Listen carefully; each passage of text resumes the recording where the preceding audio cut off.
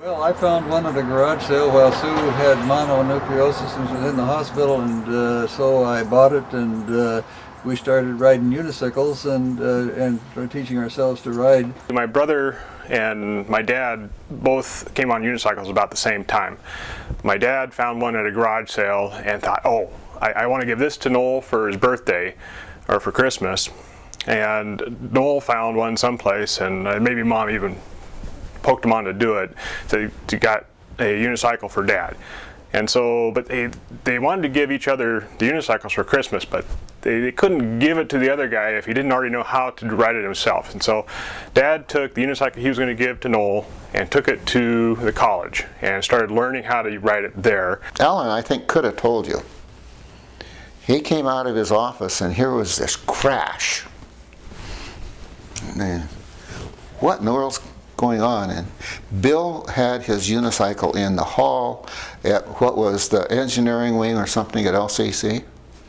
And he'd get up on it and he'd start in and he'd lose his balance and crash into the wall. And he did that time and time again until he finally got his balance. But that's where he refined it, in that hall.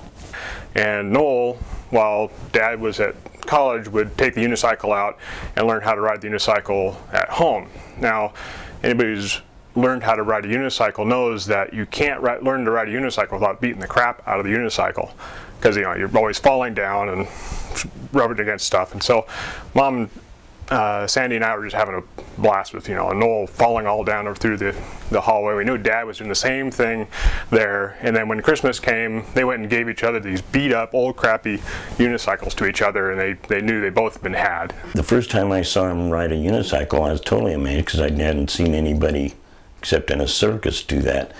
And then he would ride them to sandbaggers or different places, and he had all these different sizes.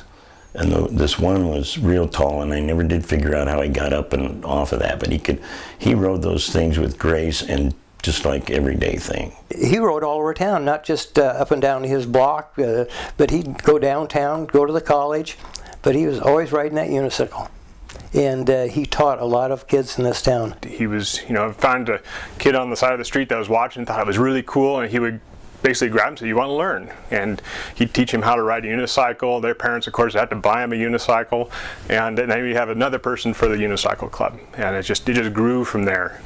We had everybody, all the kids in the neighborhood on unicycles. And the kids took on to it, and we got better unicycles and better and better unicycles and lots of more kids, and we started riding. My son Brian got a unicycle, and he learned to ride the unicycle with Bill and the boys. And once we got a bunch of them riding, they wanted to go to parades, and I was the only kid with a driver's license. So he would take us to all different types of parades. We would go to the Egg Day Parade, we'd go to a parade at Long Beach, we would do the Kids Day Parade, just all kinds of parades. And Sue would come along with along the sort of parade route with a tire pump, because more than likely somebody would run over something that would get a flat tire. And when we got upwards about 30 people involved in this unicycle group, and we learned all kinds of tricks. If you looked at the grand scheme of unicycle clubs, we probably weren't all that great, but we had a lot of fun. I started off on the small unicycles. You always start on the small unicycles, and you always start on the outside circle of people, and then as you got better, you got on the inside circle of people that were going the other way. And then I eventually got onto the giraffe and would ride around. And one time at the Egg Day Parade in Winlock, we were going down the street, and it was right in front of the judges' stand, and so we're trying to look really good.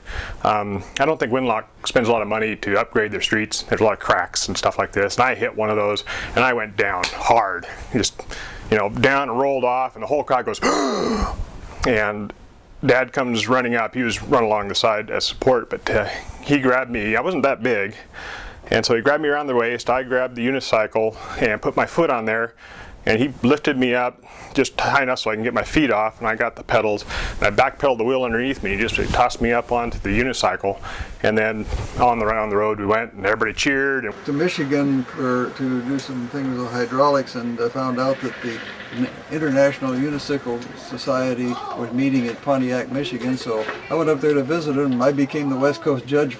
People would be looking at you all the way down. You could see way up the street. Nobody had seen. They'd be looking way down the street to see what's this mayhem of wheels and color coming down the street. And so people really enjoyed it. I thought it was something special, especially at some of these small town parades. It was something actually unique, and just a lot of fun spending the time with the family and with the group and showing off. We ended up getting a lot of prizes. The funny thing is that we would enter a parade, and the people giving us the entry tickets would sit there and, okay, what are you? Are you a marching band? Are you a drill team? Are you a set of clowns?